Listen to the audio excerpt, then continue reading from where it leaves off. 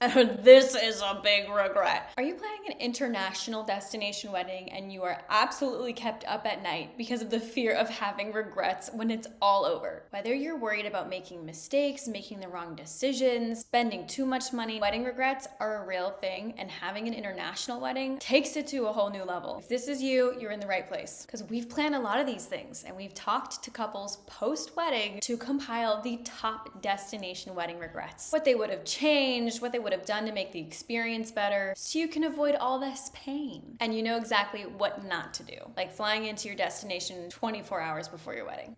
We'll get into it. But first, hi there, I'm Kay. I am a destination wedding planner helping untraditional couples plan multi-day weddings abroad on a budget. If you haven't yet, be sure to hit that subscribe button to be notified every time I post another video to help you plan your destination wedding successfully. Regret number one, this is one of the most common ones that I see. It's one of the biggest mistakes I see couples make. Overcommitting to DIY projects and then figuring out how to fly them over to your destination. When you are having an international wedding, you have to think everything through. How am I getting this over there? Is it going in a checked bag versus carry-on? You shouldn't put anything vital to the wedding in a checked bag, because whether or not that bag shows up to your destination wedding is not in your control. But now if you're DIYing a bunch of stuff, your carry-on is gonna fill up quickly. Also, sometimes they force you to check your carry-on depending on the airline or if the flight is full and there's no more room in the overhead bins. Most of the things I see couples DIY is like the day of decor and stationery and things like that. I highly recommend using a site like Minted or other templated sites on Etsy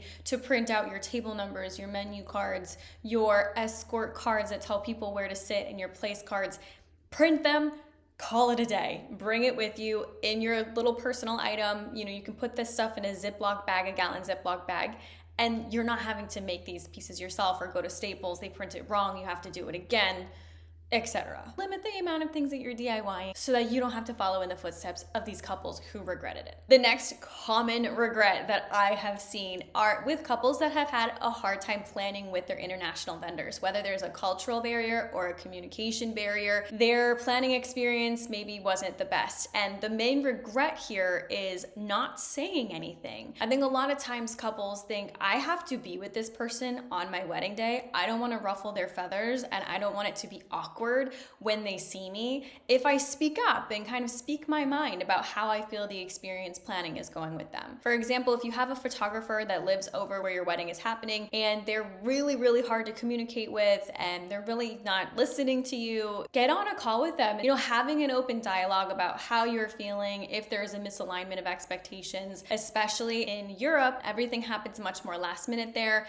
and it can really stress out an American couple. So if you think that something should be getting done sooner and you're anxious about them waiting till the last minute because you think it's not going to get done, open a dialogue about that rather than keeping your mouth shut, being stressed just for the sake of showing up and having a peaceful wedding day. If they're a professional, they will understand, they will talk you through what their expectations are as far as the timeline. They'll maybe try to meet you halfway, and they'll still have a good attitude when they show up on the day of your wedding. This is a big regret. Promising guests financial support if they can't save enough to come to the wedding. When you decide to have a destination wedding and you are sharing the good news to your friends and family, it is really easy to say, if you can't make it, like, just let us know, we can help you out. That is one of the biggest regrets that couples have. Because effectively what you're saying to this person is, don't bother saving, I am going to help you. And you don't know how much your wedding is gonna end up being. You might not even have a venue picked out yet. You might not have your menu finalized. You might not have all of your vendors booked yet. So you don't actually know if you're gonna have money left over to be able to pay for that person's flights and their accommodations, which could be, you know, upwards of $2,000. Another unfortunate side effect of this is that it really enables them to not even bother saving the money. So if you just say, hey, we're gonna have a wedding in Italy, I hope you can come. It's in 2 years. If not, I have no expectations, no worries, but I would love to see you there, and I hope that this gives you enough time to plan if you'd like to come. Then let them save. Let them save. At the very last minute, if they say, hey, I can't come, you can offer financial support if it's in budget. But remember what we talked about in this video here? It might not actually be about having financial support. There could be something else going on, like they just don't like to travel, it's not a good time of year for them, or they have other personal things in their life that they need to prioritize over traveling to an international wedding. The next regret for having an international wedding is that you don't get to keep your bouquet. This is a big one. Technically, when you come back to the States and you go through customs, you are not allowed to bring home any plant life. And that means your bouquet is actually not allowed to bring across borders. Now, sometimes they don't check your bag and you could, have a couple flowers from your bouquet pressed and in your checked bag, and that might get through. I don't recommend trying to work around that because you don't want to get yourself flagged for anything if they end up checking your bag for whatever reason. But there are some companies that will do resin bouquet preservation in Europe, and then they can ship that to you because it's not plant life anymore, it's like a piece of art. So there are kind of loopholes around that. If keeping your bouquet is something that's really important to you, that could be something you want to look into. There are also companies in the States that will actually create a replica of your bouquet from the photos. They will reproduce it in the States and then they will preserve those blooms. So at least you kind of have that bridge there. The next regret is drinking too much the night before. This is not just for international weddings, it happens all the time, but I have peeled a lot of brides off the floor on the day of the wedding because they were overserved, drank too much, whatever. The thing when you are in Europe, generally at dinner, they won't let your glass go empty, especially if it's a rehearsal dinner or a welcome dinner where you've already paid for this whole bar package. They're gonna keep filling it. You maybe drink half, they'll fill it up again. You drink 3/4, they'll fill it up again. It's really hard to keep track of the number of glasses of wine you've had. Even more of a reason to make sure that you're limiting the amount that you drink. Try and set a limit for yourself. Hold your partner accountable with you. Also, different alcohol overseas might have different alcohol levels, so keep an eye on it. Bring some electrolyte mix, whether it's liquid IV or water boy, or bring all of that with you, and certainly bring Advil with you. Next regret is not spending enough time together throughout the weekend or on the day, specifically for these international weddings where everyone is staying together on the same property. It can be a huge pro to have all of your guests there, but also can be a con, especially for my cutie pie introverted couples, because everyone has access to you throughout the entire weekend. So it can be actually hard to get a private moment with your partner. So I think being really intentional about scheduling that private time is so important. And if you are on property with everyone, where is that private time happening? Whether it's in your room or a little section of the property and you just have someone kind of spread the word that you guys would like to be alone for a moment, that is key. Next regret, 2 things related to having a wedding dress and an international wedding. 1, not scheduling ahead of time and budgeting for the cost of cleaning that dress. And 2, not planning who is bringing that dress and all of your other wedding items home while you're going off on your honeymoon. So the thing with the dress stains when you're at a wedding abroad, that dress, it's gonna get, deliciously dirty, and it's a rite of passage. We call it the bridal ombre. Your dress is gonna get stained, and that's a sign of a good time. But the thing is, after you're done with the wedding, that dress then gets packed into a suitcase, usually a checked bag, and has to fly back home. So that's a lot of time for those stains to really set in, and it can make it a little bit more difficult to actually come home, unpack it, figure out who's gonna wash it, when it's gonna get washed. Being more proactive with how it's gonna get washed and how it's gonna get to that dry cleaner is something that you can do to help mitigate that regret. The other thing is making sure we know who is bringing it home. Even better if the person who is volunteering to bring the dress home for you can drop it off at that dry cleaning appointment so that when you come home, your dress is already dry cleaned. You don't wanna be hauling your stuff from the wedding to your honeymoon. I mean, it's gonna be basically a whole extra checked bag worth of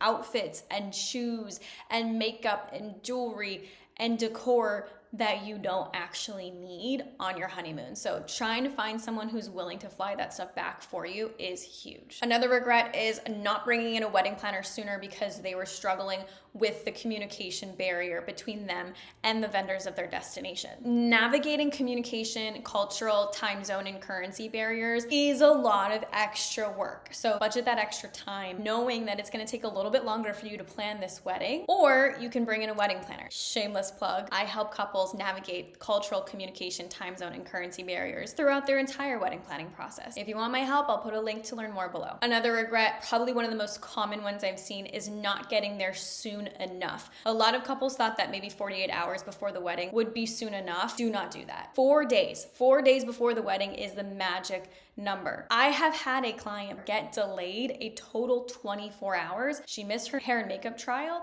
and she almost missed her bachelorette boating excursion. You've put a lot of time, effort, energy, and money into this experience. You want to get there a few days before so that you absolutely make sure you're in the right destination and you don't end up missing, unfortunately, any of these events. But also you want to be there to get over the jet lag, settle in, maybe have a massage, get relaxed, and enjoy the beauty of your destination with your partner before the wedding events start. I talk a lot about this as one of my personal regrets from my wedding in Greece. You can check that video out here to hear all about what I spent on my wedding, any regrets that I have right there. Kind of in the same vein, the next regret is not booking more convenient flights. Rather than prioritizing the cost, couples wish they prioritize the comfort. Booking a direct flight whenever possible is definitely something that past couples would say that's worth spending on. Another regret is not having a welcome party, especially because everyone's so jazzed when they fly overseas to see you. And if that is happening on the wedding day, that's a lot of energy coming at you all at once. You feel like you need to kind of tear your attention away from the fact that you just got married and greet all of these guests appropriately to thank them for coming. That is why a welcome party is so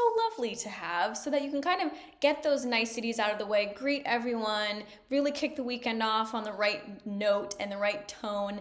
And then when you're going into the wedding day, it's about you and your partner, not greeting everyone who flew in from thousands of miles away. And the last regret is not understanding the cost of destination weddings, that they're not necessarily cheaper than having weddings at your hometown, and completely underestimating the amount of money that you needed to spend. Finding out the hard way that you're gonna go over budget is the worst feeling you can have when you're planning your wedding. So it's all about being prepared and knowing what your expectations realistically will cost so that you're ready to spend that money. You're excited to spend that money. You're not so anxious that you have to spend money that you were unprepared to spend. If you want to use all of my tips to keep your destination wedding in Europe as low cost as possible, check out this video here. And if you don't want one of your regrets to be that you are not financially prepared for this wedding, be sure to download my guide to estimate the cost of your destination wedding in Europe before booking a venue. The link to that guide is below. Knowledge is power. The more you know, the less you'll regret. So I really hope this has been helpful.